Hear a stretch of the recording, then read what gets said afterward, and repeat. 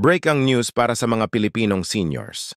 Sa landmark development na ito, ang gobyerno ay opisyal na nag-launch ng Universal Pension System, nangungako ng monthly payouts na PH00 sa eligible senior citizens nationwide, simula August 10. Ang groundbreaking program na ito ay naglalayong magbigay ng financial security sa aming elderly population. Sasabak tayong malalim sa lahat nang dapat ninyong malaman tungkol sa life-changing initiative na ito. Kumusta diyan lahat? Salamat sa pagsama ninyo sa akin ngayon para sa incredibly important announcement na ito na magbabago sa buhay ng milyon-milyong Pilipinong seniors sa buong bansa. Bago tayo sumabak sa lahat ng detalye, siguraduhin i-hit ang subscribe button at i-ring notification bell para hindi ninyo ma-miss ang crucial updates tulad nito. Ngayon, pumasok tayo sa game-changing news na ito na gumagawa ng ingay sa buong Pilipinas. Ngayong araw ay markahan natin bilang historic moment para sa aming bansa habang ang gobyerno ay opisyal na nag-roll out ng Universal Pension System, isang comprehensive social security program na dinisenyo specifically para sa aming mga senior citizens.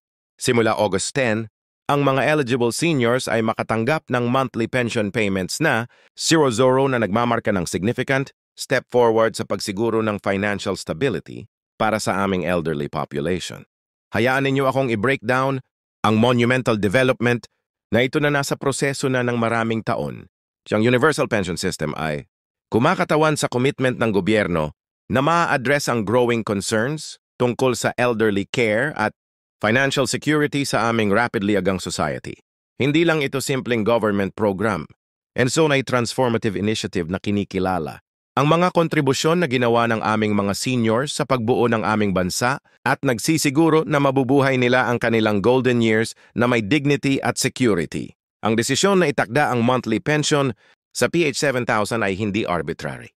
Ang amount na ito ay maingat na nakalculate upang makatulong sa pag-cover ng basic living expenses, medical needs at iba pang essential costs na kinakaharap ng aming mga senior citizens bawat buwan. Ang regular income stream na ito ay magbibigay ng crucial safety net lalo na sa mga maaaring walang substantial retirement savings o ibang sources ng income. Ngayon, pag-usapan natin ang eligibility criteria dahil alam kong ito ang eager kayong malaman.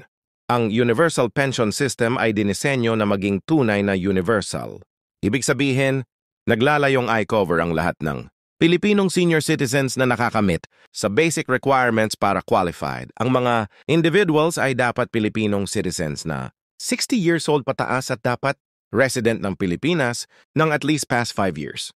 Ang inclusive approach na ito ay nagsisiguro na iyang programa ay maaabot ang mga nangangailangan nito regardless ng kanilang previous employment status or economic background. Isa sa pinaka-impressive na aspeto ng programa na ito ay ang nationwide implementation nito. Ang gobyerno ay nagtayo ng extensive network ng distribution centers at nakipag-partner sa iba't ibang financial institutions upang masiguro na ang pension payments ay maaabot ang mga beneficiaries ng efficiently kahit sa remote areas. Ang comprehensive approach na ito ay nagpapakita ng commitment ng gobyerno na walang senior citizen na maiiwanan. Para sa mga nagtatanong tungkol sa application process, masaya akong sabihin sa inyo na dinisenyo. Itong maging kasing straightforward hanggang maaari. Ang gobyerno ay nag-implement ng user-friendly system na nagmi-minimize ng bureaucratic hurdles habang pinapanatili ang necessary verification procedures. Ang mga senior citizens o ang kanilang authorized representatives ay makakagsumit ng application sa pamamagitan ng local social welfare offices na equipped na ng dedicated staff para tumulong sa proseso. Ang required documents ay kasama ang valid government ID, proof of residence at basic personal information. Ang gobyerno ay nagtayo din ng digital platform para sa online applications. Ginagawang mas accessible pa ang proseso para sa tech-yours o family members na tumutulong sa kanila. Ang dual approach na ito pagpapanatili ng both traditional at digital application channels ay nagsisiguro na lahat ay maka-access sa programa regardless ng kanilang technological proficiency. Ang impact ng pension system na ito ay lumalampas pa sa individual beneficiaries sa pamamagitan ng pagbibigay ng regular income sa mga seniors. Malamang na makikita natin ang positive ripple effect sa buong local communities at sa mas malawak na ekonomiya.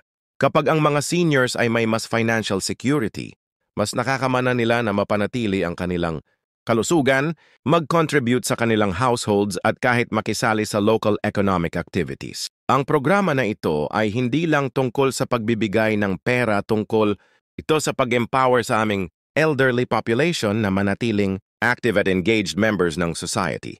Pag-usapan natin ang payment system dahil crucial ito na maintindihan ng mga beneficiaries. Ang piso monthly pension ay ipapamahagi sa pamamagitan ng iba't ibang channels kasama na ang direct bank deposits, authorized payment centers at mobile money platforms. Ang multi-channel approach na ito ay nagsisiguro na ang mga beneficiaries ay makakapili ng pinaka-convenient na method para sa kanilang circumstances. Ang gobyerno ay nag-implement din ng strict security measures para maiwasan ng fraud at masiguro na ang payments ay maaabot ang intended recipients. Isa sa particularly noteworthy na aspeto ng programa na ito ay ang sustainability planning nito. Ang gobyerno ay nagtakda ng dedicated fund upang masiguro ang long-term viability ng pension system. Ang fund na ito ay managed ng financial experts at dinisenyo na lumaki sa paglipas ng panahon. Nisure ang future ng programa para sa mga susunod na henerasyon. Ang forward-thinking approach na ito ay nagpapakita ng commitment ng gobyerno na gawing permanent fixture ng aming social security system ang programa na ito. Para sa mga nababalisa tungkol sa kung paano makakaapekto ang programa na ito sa existing pension benefits, hayaan ninyo akong linawin. Ang Universal Pension System ay dinisenyo na mag-complement, hindi mag-replace sa ibang pension schemes. Ibig sabihin, ang mga seniors na nakatanggap na ng pensions mula sa ibang sources tulad ng SSS o GSIS ay maaari pa ring qualified para sa additional benefit na ito subject sa certain conditions at guidelines. Ang implementation timeline ay maingat na plan upang masiguro ang smooth rollout sa buong bansa. Simula August 10, ang programa ay magsisimulang mag-process ng applications at mag-distribute ng payment sa phases. Nagsisimula sa priority areas at unti-unting lumalaki para saklawin ng buong bansa. Ang systematic approach na ito ay nagbibigay daan sa proper monitoring at adjustment ng system kung kailangan nagsisiguro sa effectiveness at efficiency nito. Para suportahan ang massive undertaking na ito, ang gobyerno ay nagtayo ng dedicated health desk at information center. Yung mga senior citizens at kanilang mga pamilya ay maka-access ng assistance sa pamamagitan ng maraming channels kasama na ang toll-free hotline, social media platforms at local government offices. Ang comprehensive support system na ito ay nagsisiguro na ang mga beneficiaries ay makakakuha ng tulong kahit kailan nila kailangan, maging para sa application processing, payment concerns, or general inquiries.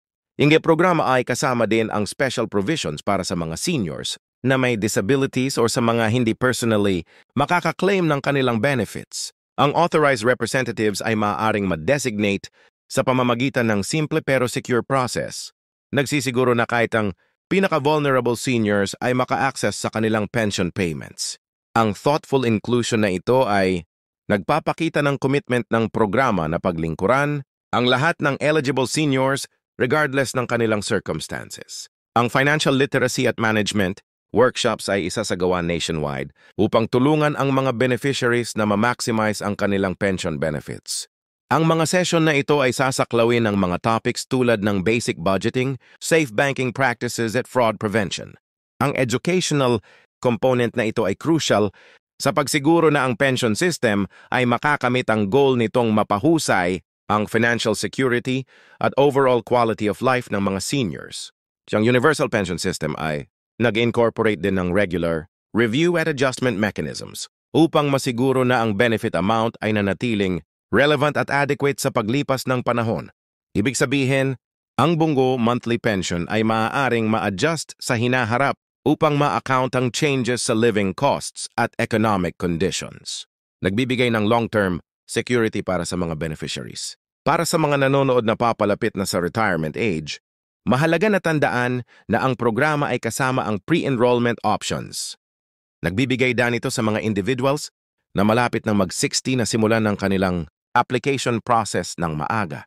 Nagsisiguro ng smooth transition sa pension system kapag naabot nila ang eligible age. Ang forward planning approach na ito ay nakakatulong na maiwasan ang gap sa financial support sa crucial transition to retirement. Ang Gobyerno ay nagtayo din ng partnership sa iba't ibang senior citizens, organizations at advocacy groups upang masiguro ang effective program, implementation at feedback collection. Ang collaborative approach na ito ay nagsisiguro na ang voices ng mga seniors ay naririnig at ginagamit sa ongoing development at improvement ng pension system.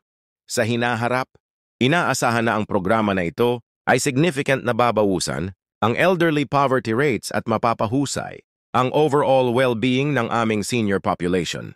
Ang regular income stream ay makakatulong sa mga seniors na mapanatili ang kanilang independence, ma-access ang necessary healthcare, at patuloy na makisali sa family at community life. Ito ay particular na mahalaga sa aming Filipino culture kung saan ang elderly family members ay madalas na gumaganap ng crucial role sa extended family structures. Habang tinapos namin ang detalyadong overview ng Universal Pension System, gusto kong bigyang diin kung paano ang programa na ito ay kumakatawan sa major step forward sa social protection para sa aming elderly citizens. Ito ay clear demonstration ng commitment ng aming bansa sa pag-alaga sa mga nag-contribute ng napakarami sa aming lipunan sa buong buhay nila. Bago namin tapusin, hayaan ninyo akong ipaalala sa inyo na kumukilos. Kung kayo o ang inyong mga mahal sa buhay ay eligible para sa programa na ito, huwag mag-delay sa pagsusumitin ng inyong applications. Kapag nag-open ang system ngayong August 10, mas maaga kayong mag-apply. Mas maaga kayong makakatanggap ng essential benefits na ito. At hey, kung nakatulong sa inyo ang impormasyon na ito, pakisuyo lang na huwag kalimutang hit like button at mag-subscribe sa aming channel. I-share ang video na ito sa inyong mga kaibigan at family members na maaaring makaka-benefit sa impormasyon na ito. Tandaan, knowledge is power. And dyan daw share ng impormasyon na ito ay makakatulong sa isang tao na ma-access ang crucial benefits na ito. Yun lang para ngayong araw lahat. Salamat sa pagtitiis ninyo sa akin sa mahalagang announcement na ito. Tandaan na mag-check back para sa mas maraming updates at detalyadong impormasyon tungkol sa Universal Pension System at iba pang mahalagang news na nakakaapekto sa aming mga senior citizens. Mag-ingat at makikita ko kayo sa susunod na video. Nakatulong ba sa inyo ang video na ito na maintindihan ang bagong Universal Pension System? Siguraduhin i-like ang video na ito, mag-subscribe sa aming channel at i-hit ang notification bell para manatiling updated sa pinakabagong news at impormasyon tungkol sa government programs at benefits. I-share ang video na ito sa inyong pamilya at mga kaibigan na maaaring makaka-benefit sa impormasyon na ito. I-drop ang inyong mga tanong sa comments sa baba at gagawin namin ang aming makakaya na sagutin ang mga ito sa aming future videos. Salamat sa panonood.